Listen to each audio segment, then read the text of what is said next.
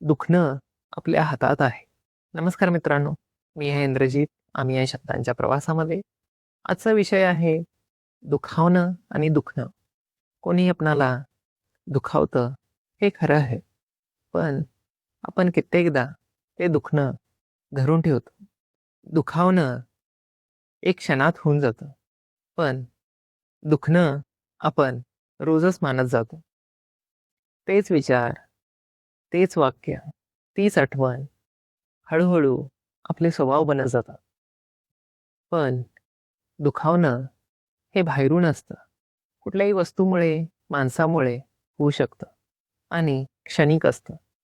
आणि दुखणं हे आपल्या आतून असतं आणि आपल्या मनावर असतं. आपण त्याला किती दिवस धरून ठेवणार, तेवढे दिवस ते आपणाला दुःख देत राहणार.